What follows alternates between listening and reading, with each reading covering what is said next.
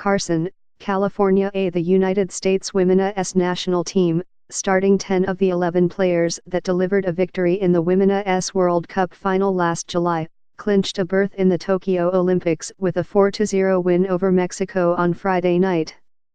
The Olympic spot was the prize in the team's winner-take-all semi-final at their regional qualifying tournament, but perhaps more important, the result positioned the Americans, winners of the past 2 World Cup titles, to atone for the most humbling chapter in their recent history, an embarrassing quarter-final exit from the 2016 Olympics in Rio de Janeiro. Friday's job was done early, with goals by Rose Lavelle and Sam Mewis in the first 14 minutes that disabused Mexico of any ideas about an upset. Mewis added another goal on a scorching low free kick midway through the second half, and the substitute Christen Press scored the Americans a fourth in the 72nd minute, 5 minutes after she had entered the game. Every goal today has been incredible. Christen Press out here still on yenpic.twitter.com/WWFYPNMEMX. The United States will face Canada, which claimed the region's other spot in the Tokyo Games with a 1-0 victory over Costa Rica in Friday's first semi-final, in Sunday's championship game. Lavelle opened the scoring in the 5th minute, running onto a backheel pass from Megan Rapinoe and driving at 2 defenders at the top of the circle. Before the backpedaling Mexican players knew what was happening, Lavelle had pulled a left-footed shot from the top of the circle behind them into the lower right corner. Mewis doubled the lead less than 10 minutes later, pouncing on a Julie Ertz backheel off a bounding Rapinoe corner and one-timing a finish from near the penalty spot.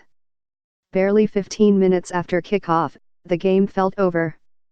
The United States, which has outscored its 4 opponents in this tournament by 22-0, and Canada, which has done one better at 23-0, have once again been the class of the region. Canada's victory meant that the best player in the country's women's soccer history, Christine Sinclair, will head back to the Olympics just a month after her 37th birthday. She can thank her heir apparent, Jordan Huitema, who is only 18, for the trip. Huitema's goal, in the 72nd minute, sent Canada to its 4th straight Olympics. The Games will also be the 4th to include Sinclair, who earlier in the tournament broke Abby Wambaka's international record for goals by a women's player. The goal that delivered Canada was at once accidental and clinical. Meeting a driven cross from Katisha Buchanan in the goal mouth, Huitema calmly redirected the ball toward the left post with her left foot, only to see it carom directly back to her.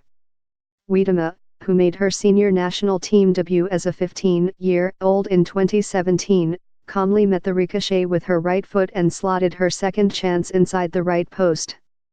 The team's celebrations may have given a hint at their mindsets about what lies ahead. When the final whistle blew in Canada's win, its substitutes sprinted off the bench and swallowed their teammates in joyous hugs.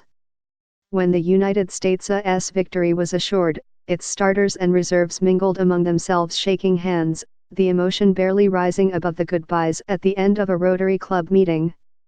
There were smiles and even a little dancing later on as they circled the field thanking fans, but this was at its core a get-the-job-done performance. Canada, the bronze medalist in London in 2012 and again at the Games in 2016, and the United States, the gold medalist in 4 of the previous Olympic tournaments, became the 7th and 8th nations to claim a place in the 12-team Olympic field. They joined the host, Japan, Brazil, New Zealand, and the 3 European qualifiers, Great Britain, Sweden, and the Netherlands. 4 places remain, 2 from Asia, 1 from Africa, and a 1 from an Africa-South Africa playoff in April. The penultimate round of Asia's qualifying tournament is currently being played in 2 groups, in South Korea and Australia.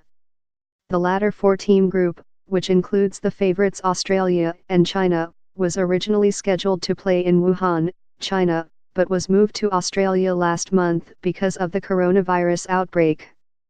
The delegation from China arrived in Brisbane without several of its players, and was immediately quarantined in a hotel. Despite having to practice in hallways, the Chinese opened with a 6-1 victory against Thailand on Friday. The Olympic Women's Tournament begins July 22, 2 days before the opening ceremony in Tokyo.